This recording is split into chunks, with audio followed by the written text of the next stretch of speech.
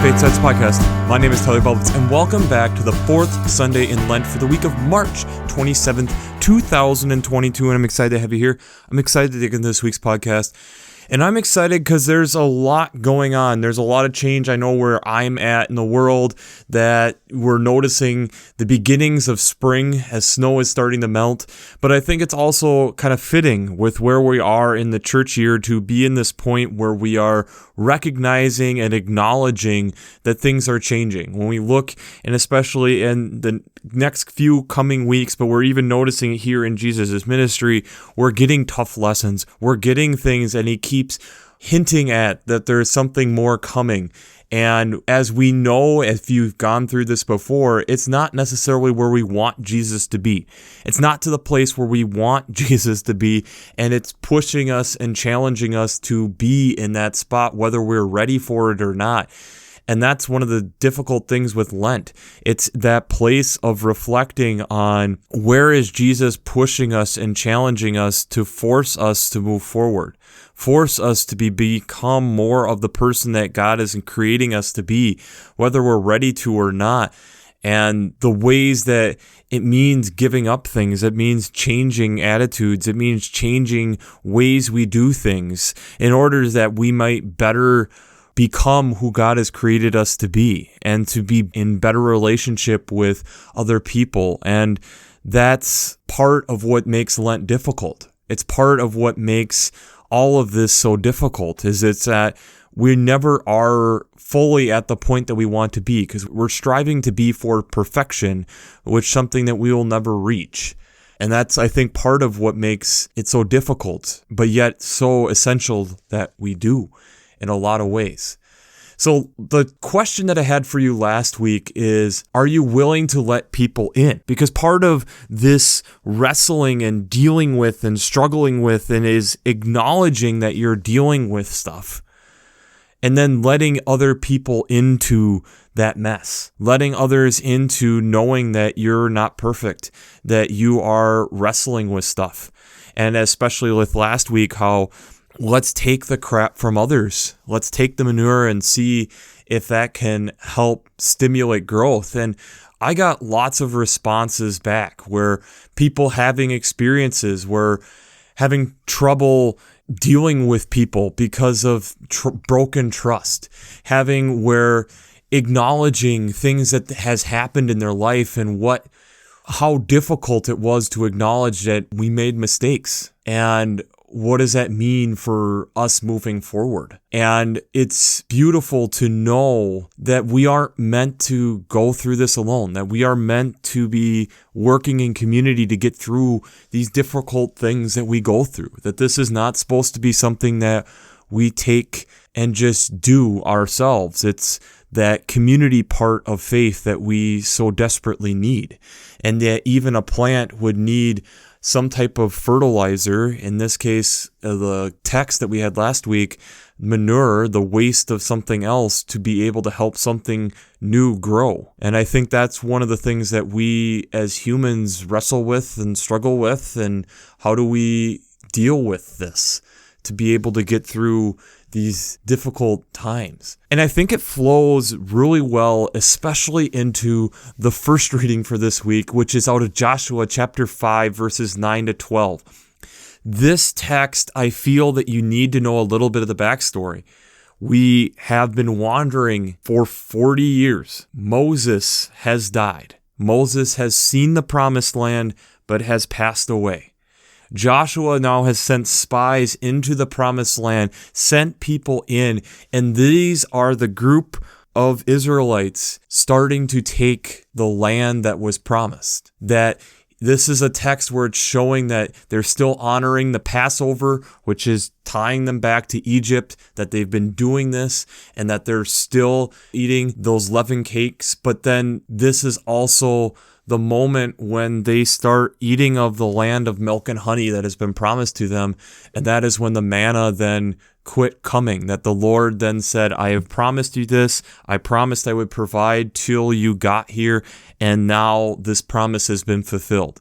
This moment of transition of where God's saying, I promised you this. I promised that you were going to be provided for. I promised that you were going to get here. We have gotten here after a long time, after this being promised for generations, that now they are here to this point. The psalm this week is Psalm 32. And this is where it's the acknowledgement of how we are supposed to be acknowledging our sin. We are acknowledging the guilt and things that we are dealing with, and how we need to acknowledge this. We need to lay this down. We need to give this to God. In order for us to be able to be made new, that we need to be able to confess it so that we are able to rejoice. That this is the steadfast love that we lean into, the trust that we have in God, that because of what we know, what will come here in the New Testament, but what Christ does for us, that because of that our sins are forgiven. But it also that acknowledgement so that we can better walk with each other as we're going through difficult times. The New Testament text this week, or the second reading, is from 2 Corinthians chapter 5, verses 16 to 21. This, I think, is a really fun little text here from the Apostle Paul, talking about how the people that he's writing to in Corinth, there's still many of them who either knew of Jesus or have heard the stories, because you got to remember, this isn't that long after the death of Christ. And there's so many of Paul's writings that are acknowledging the people who still knew Christ or saw the resurrection and things of that nature. And here it is acknowledging that things have changed, that we knew Christ through a human point of view, and Christ is now a new creation, and he's not human. He's ascended into the glory of God. And in doing that, we then are the ambassadors. We are the human part of Christ, that we are entitled to then be sharing that with others, and that through that, it's a transformational process that we should be going through, and that also acknowledging what Christ did then for us was to be able to wash away this sin, but also for us to be able to see what an example of how this is supposed to be walked out. The gospel text this week is out of Luke chapter 15, verses 1 to 3 and 11b to 32. This is a very familiar text. This is a text that we have heard, and it's probably most known for as the prodigal son. But we have Jesus with the tax collectors, and they're making comments and grumbling about that he's welcoming sinners and that he eats with them. And so then we get three parables here. We get the lost sheep, which isn't in the text, the lost coin, which isn't in the text, and then what's in the text this week is the familiar story where a father has two sons. One decides to take his inheritance early and goes off to a foreign land, and as the text says, squandered it, and then has a famine. A severe famine comes over the land. He then is barely getting by. He's feeding pigs and basically eating what they are, and realizes that his father would never have that happen. That at least even the slaves there were treated better than this. So I'm going to go back and ask for forgiveness and look to my father and say, don't look at me as your son, look at me as your hired hand. When the son is still a ways off, the father realizes this, goes and tells him to get one of his robes and put a ring on his finger, which would have been like the seal of the family, and kissed him, and they have this party.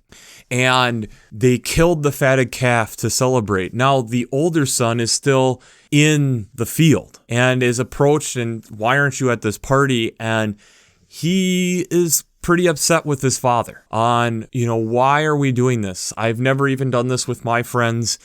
Why are we acknowledging this brother of mine that has gone off and just wasted all this cash, wasted all of this? And it kind of continues, and it's something that's repeated multiple times of celebrating what was lost is now found. And it kind of reiterates this in the last two verses here, starting in verse 31. Then the father said to him, Son, you are always with me, and all that is mine is yours. But we had to celebrate and rejoice because this brother of yours was dead and has come to life. He was lost and has been found. This idea of this look at what has been refound, this person coming back into the fold.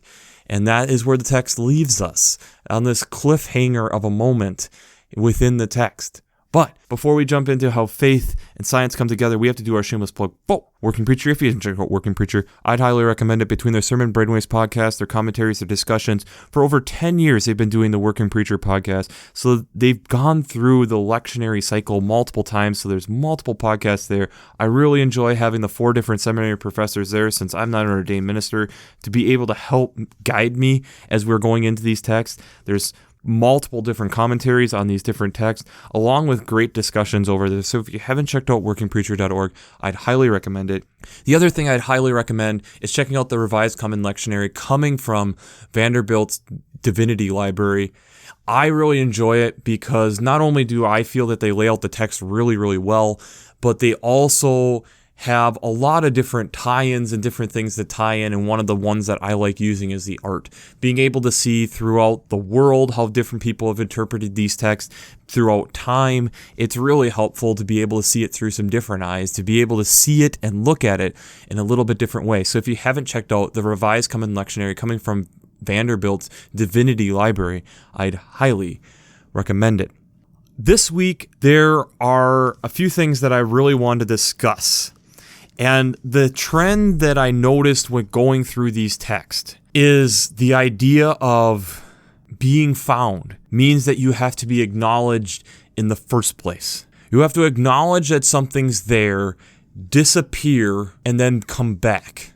In order for something to be lost, it has to be first acknowledged and found to be able to be lost and found again.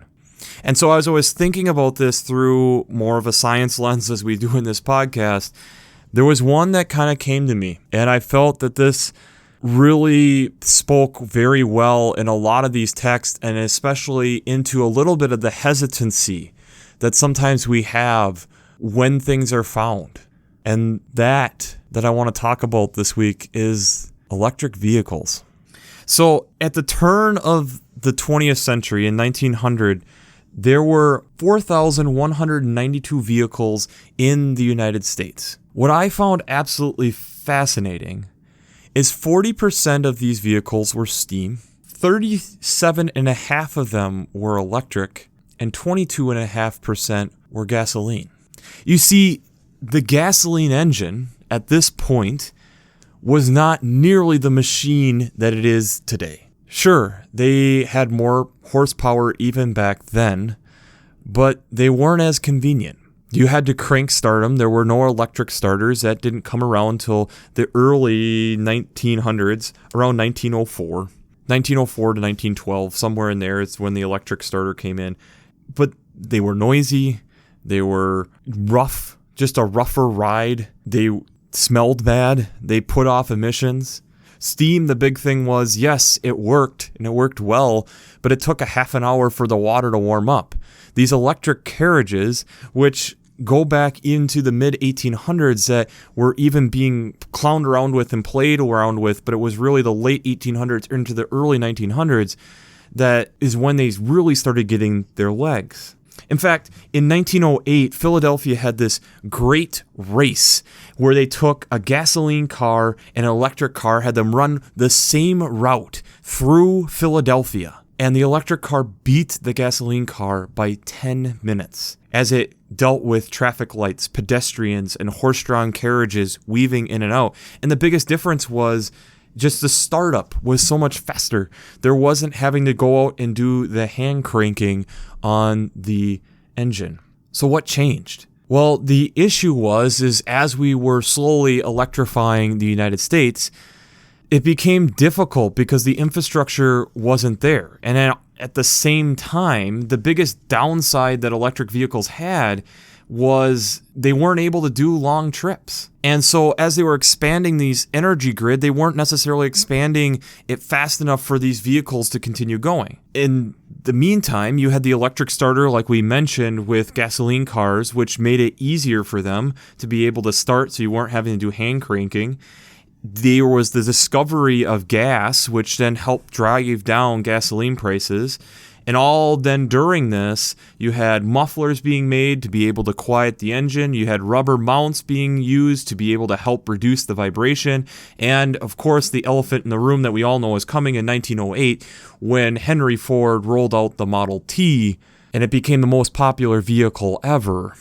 It made it difficult. As this kind of evolved, advertising even kind of made its influence into the car market, that electric cars were marketed to women as something easy and very convenient for them. The simple-mindedness, I put in quotes, that we were perceiving women to be at that point, where gasoline cars were shown as rugged and dirty and messy, and in a society that was dominated by white males, the gasoline car won. Now granted, they have more horsepower and more being able to go over further distances, and the battery technology at that point, which Edison had even experimented with in the early 1900s, they hadn't figured out how to make a better battery.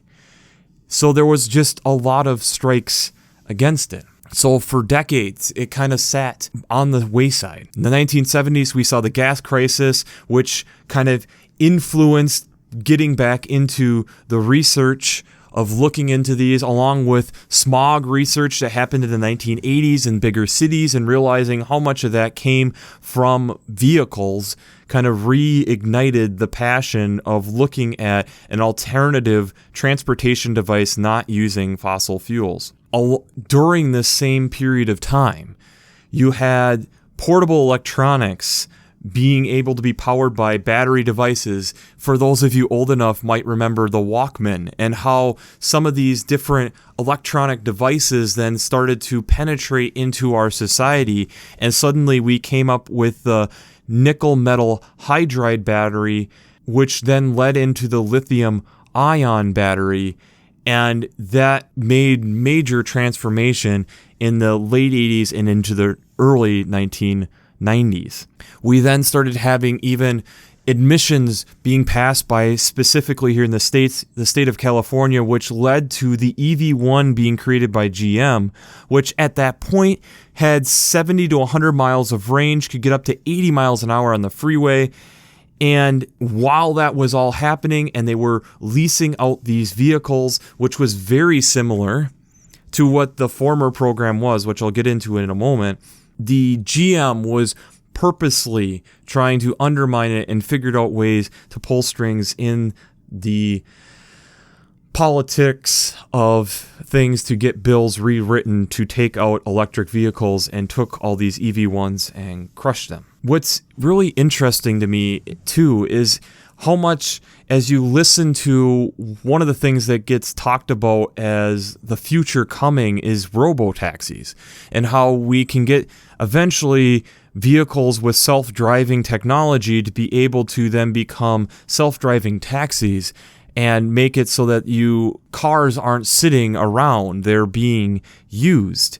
And this isn't that much different than the electric vehicle company of the early 1900s, which was the biggest electric vehicle company at the time. At that point, what you would do is you would rent out a vehicle for a day or for multiple days, and when you come back to charge it up, they would also service the vehicle. So it was this renting model that was really big. And as we talked about with Ford and the electric starter and the electric infrastructure not being there, along with a discovery piece questioning if there was fraud on how the electric vehicle company got a loan to begin with to be able to get the company going, was also one of the big nails in the coffin for electric vehicles at the turn of the last century of the 20th century. As we look at where we are right now, and we look at the advances that electric car companies have made, and even now the traditional automakers getting into electric vehicles, and the changes that are happening so rapidly within that field,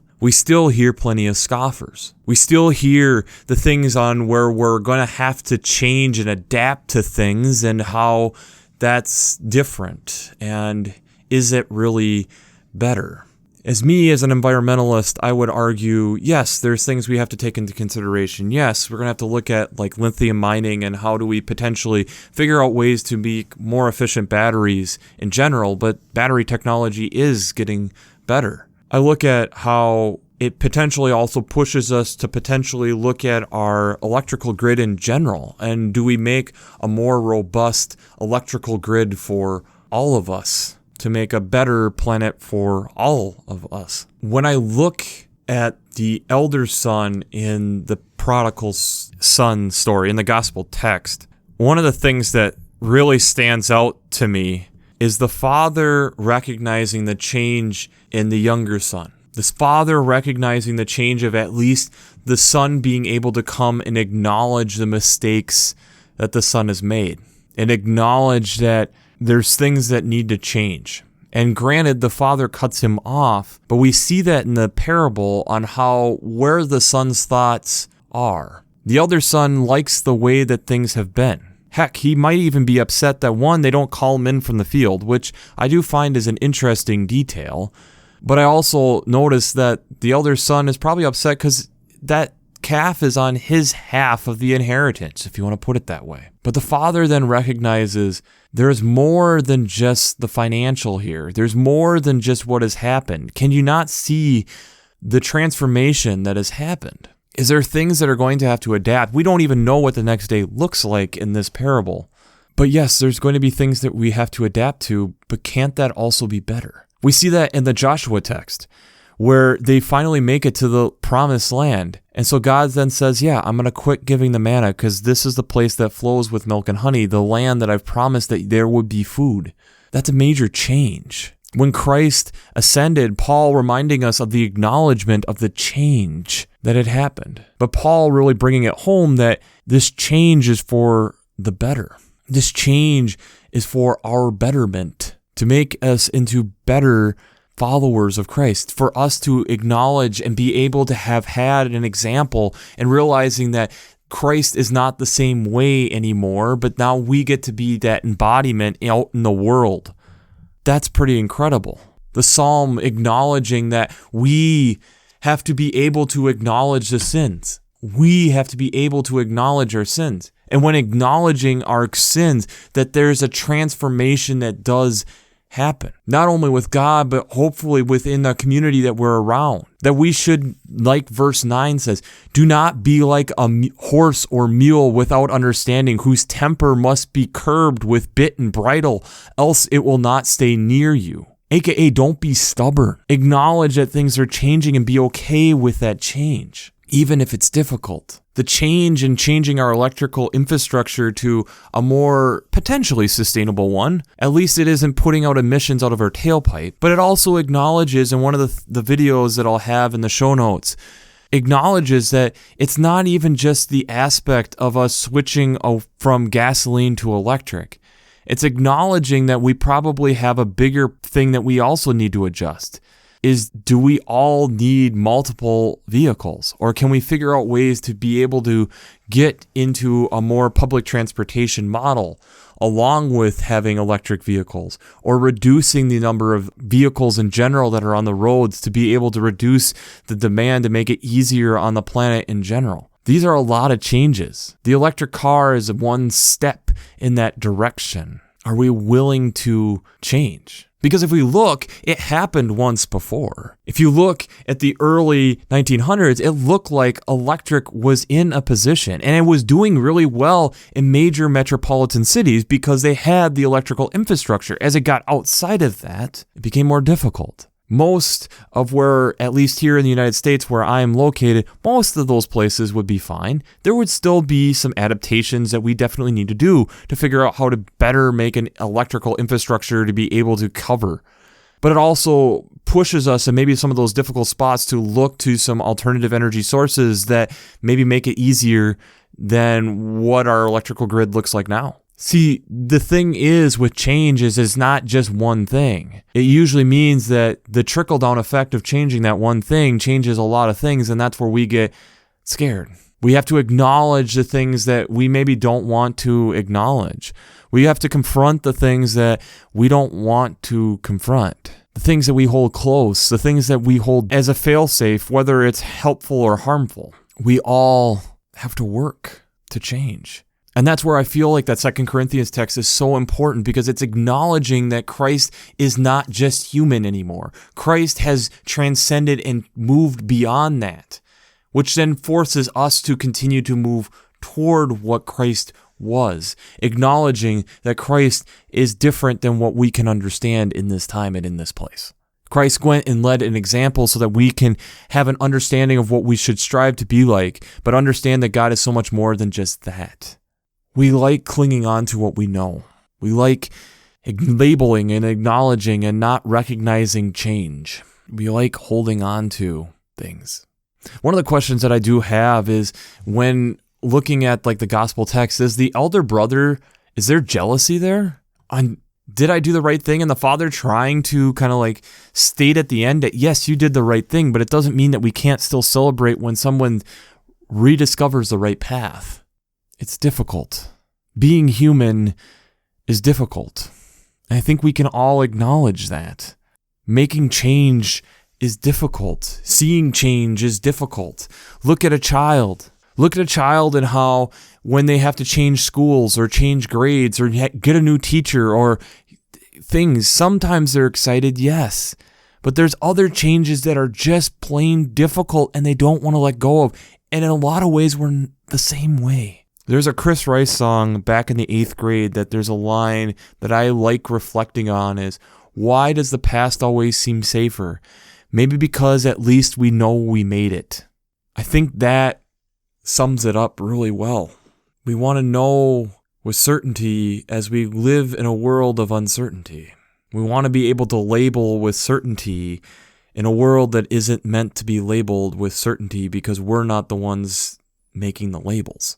The elder son doesn't realize in that moment that it's probably somewhat what the elder son did in certain ways that probably helped the younger son acknowledge that I need to go back. So in the question this week, where do you need to change? That's your question. Where do you need to change? Do you need to change how you look at the energy grid? Do you need to change something personally within your life? Do you need to change and start acknowledging the gifts that are around you? It's a great Lenten question. Where do you need to change? Because we're not finished products, and we will never be in this life. Because time just keeps on ticking, and so the things just keep on changing. And we got to be okay with that, no matter how difficult it is. My goal is that I'm hoping to recognize and start figuring out ways to be the younger son and not running away as much. Try to be the forgiving father more often. Try to make it sure so I don't put my father through that pain and be that part of the elder son, of not running away and not having the pain, but also in that, not getting that heart that's so hard. I want the heart of the father, the dedication of the elder son, and the acknowledgement of when I've made a mistake of the younger son. Because we all wrestle in this life. And we all sometimes have to realize to go forward means change. We can't go backwards into the future. So, we'll wrap this up as we always do. I pray God blesses you through your faith and amazes you through science.